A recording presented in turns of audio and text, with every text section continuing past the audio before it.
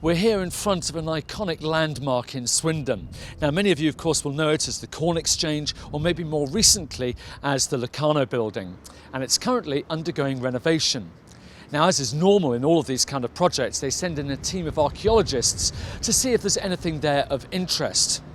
Well, last September, they found something that was very interesting. Although at the time it was caked in mud and dirt, it was still sent off to the British Museum to have a look. And when it was all polished up, this is what they found.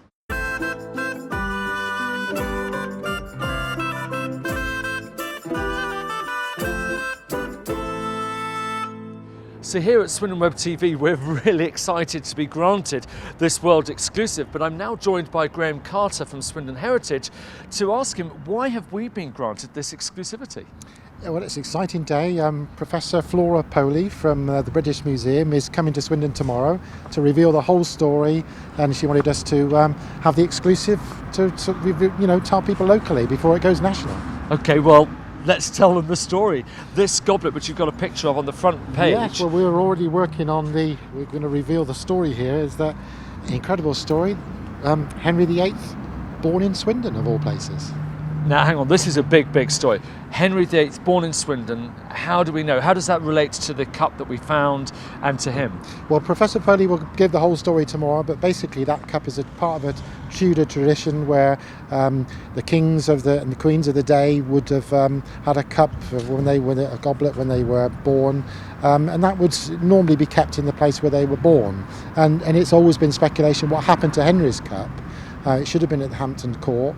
It was never found, and we now believe that it has been found. So is there any reason why he was actually here in Swindon? Well, we're speculating. His great-grandmother actually owned Lydiard House, so it's quite likely that he would have been passing through Swindon. Where the speculation at the moment is that when he was born prematurely, and was actually born in Swindon, but they didn't think that a lowly market town as it was then was suitable for a future king. And so the story was that he was born at Hampton Court. But now, this is going to make a dramatic impression on what we thought was the true history of Great Britain. And of Swindon, of course, because we most of Swindon's history is railways, and now we can trace it right back to Tudor times, and really important event. And a king that was supposed to have been born in London is now a Moonraker. So where is this cup now, and what's going to happen to it, do we think? It's in the British Museum. We're hoping we'll be able to get first sight of it tomorrow in its cleaned up state. Professor Poley has said that she's going to try and bring it to Swindon tomorrow. Is there any other significance or any other link between Henry VIII and Swindon? For example, we've got Tudor Crescent, Henry Street. Is that relevant? Yeah, well, who knows? All these things sort of fall into place, don't they, when you get the big piece of the puzzle. And of course, just across the road here at the bell, there is an inscription about King Henry VIII on the front of the bell, which and dated 1515, exactly 500 years ago. So that surely is a connection as well. So this cup was actually unearthed back in September. Why now make the announcement that this massive piece of history has been unearthed here? I think it's taken them that long to be sure, because it's quite a big thing to say that the birthplace of a king is different to what we thought.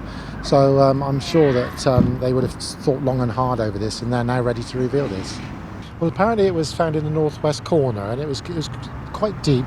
They did a full excavation, and they're now convinced there's nothing else there. So, which is quite unusual that the goblet was there on its own. I think that's quite significant. Who would have known this building would hold such a dramatic secret that would affect the history of Swindon and the whole United Kingdom? Well, tomorrow morning we're going to find out more at the press conference, where we will be there too. So make sure you tune in. In the meantime, this is Alistair Greener for SwindonWeb TV at the Corn Exchange in Swindon.